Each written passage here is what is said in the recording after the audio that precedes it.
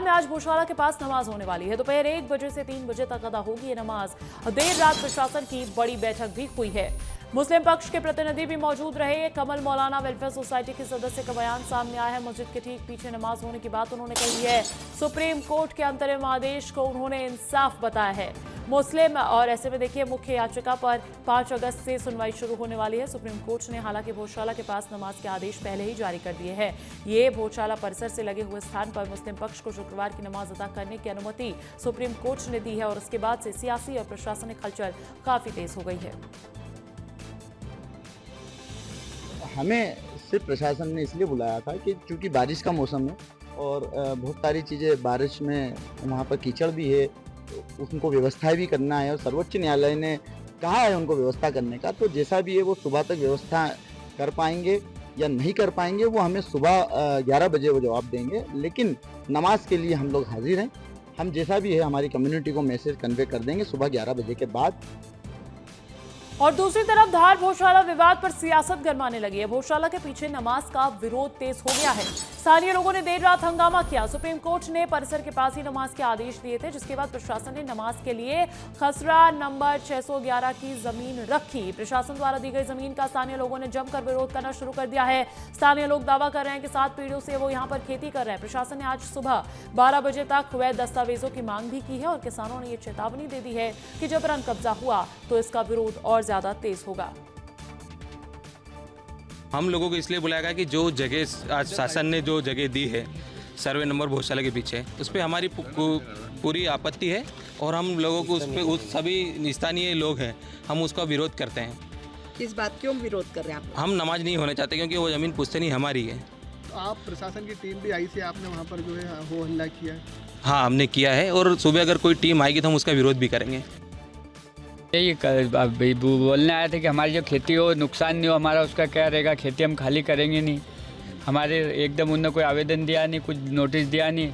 अभी फसल लगी हुई है डायरेक्ट। और बहुत सारी जगह उनके पास नमाज पढ़ाने के लिए, और बहुत साल के पास अगर नमाज पढ़ाएंगे तो वही विवाद होगा। और 5 मिनट 10 फीट दूरी नहीं बहुत साल से, और मैं फिर उन्हीं को नमाज पढ़ा रहे। और अधिक जानकारी देने के लिए जफर जुड़ चुके हैं, उनका रुख कर लेते हैं। जफर, मामला तो बहुत ज्यादा फंस भी रहा है और दूसरी तरफ प्रशासनिक अधिकारियों की पहुंचने की भी जानकारी आप दे रहे थे। अभी वहां पर कैसी स्थिति है? क्या स्थानीय जनता अभी भी विरोध कर रही है? बिल्कुल अंजलि, बताना चाहूँगा कि सुप्रीम कोर्ट के आदेश के बाद देर रात जैसे ही मीटिंग हुई उसके बाद में मुस्लिम समाज के लोगों के साथ जो बैठक हुई थी उसके बाद उन्हें 11 बजे तक नमाज की व्यवस्था की जानकारी देने की बात कही गई थी। जिसके बाद जो जिस जगह नमाज पढ़ाने की व्यवस्था की जानी थी वहाँ के जो रहवासी वो पहुंचे थे, उन्होंने विरोध दर्ज करा था। आज सुबह भी जब प्रशासनिक अमला यहाँ पहुंचा तो यहाँ के जो रहवासी है उनका कहना है कि ये इस जगह पर वो लंबे समय से यहाँ पर खेती किसानी कर रहे हैं और वो ये जो जगह है वो उनकी है। हालांकि जो पुलिस प्रशासन है वो अभी मौके पर पहुंचा है, जो व्यवस्था है वो देख रहा है। अब ये बड़ा सस्पेंस बना हुआ नमाज को लेकर कि नमाज किस स्थान पर पढ़ाई जाएगी, क्योंकि आज शुक्रवार है, 1 बजे से 3 बजे तक नमाज होना है और प्रशासनिक अमला जो है वो मौके पर पहुंचा है। बड़ी संख्या में पुलिस बल भी तैनात किया गया है, लेकिन नमाज पर अब भी सस्पेंस बरकरार है कि नमाज किस जगह पर अदा करवाई जाएगी। अंजलि, चलो ठीक है, देखने वाली बात होगी कि आगे क्या फैसला लिया जाता है, क्योंकि फैसला तो सुप्रीम कोर्ट ने सुना दिया है। प्रशासन कितनी तैयारी कर पाता है ये देखने वाली बात होगी। सफर, बहुत शुक्रिया तमाम जानकारी हम तक पहुंचाने के लिए। और देखिए, धार में नमाज व्यवस्था को लेकर प्रशासन अलर्ट है। सुप्रीम कोर्ट के आदेश पर मौके पर अमला पहुंचा।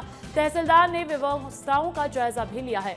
कुछ स्थानीय लोगों ने इसका विरोध जरूर जताया। प्रशासन ने दोनों पक्षों से चर्चा की। शांतिपूर्ण ढंग से नमाज कराने की तैयारी जो है वो वहां पर करवाई जा रही है, क्योंकि दोपहर 1 से 3 बजे तक नमाज होनी है।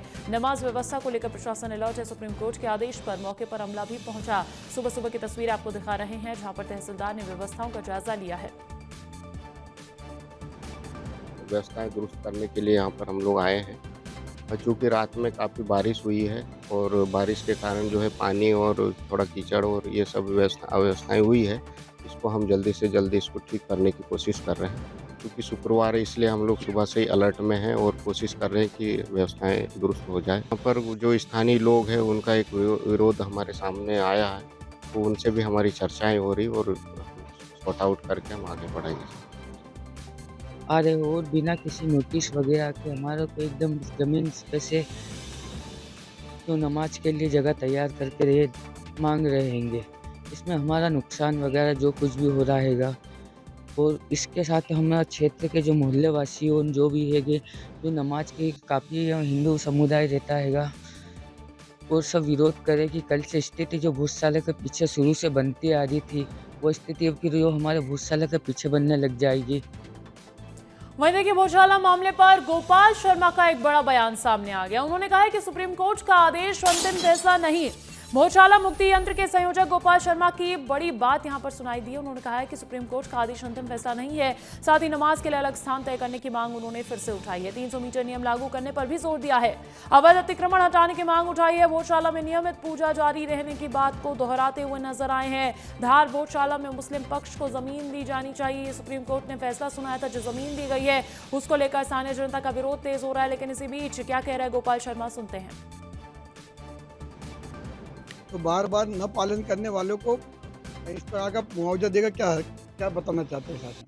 अच्छा, अब व्यवस्था शासन को करना है। विधानसभा की शांति लॉ एंड ऑर्डर किस में है?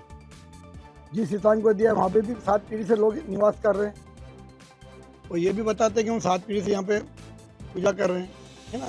तो अतिक्रमण तो पूरा है, तो ये भी और अतिक्रमण वो भी है। तो अतिक्रमण अगर भोजशाला के अंदर हाई कोर्ट और सुप्रीम कोर्ट ने इसको मंदिर मान लिया है, इसके अंदर होने वाली नमाज को अतिक्रमण माना है हाई कोर्ट सुप्रीम कोर्ट ने, तो अतिक्रमण की सजा मिलना चाहिए, मुआवजा नहीं।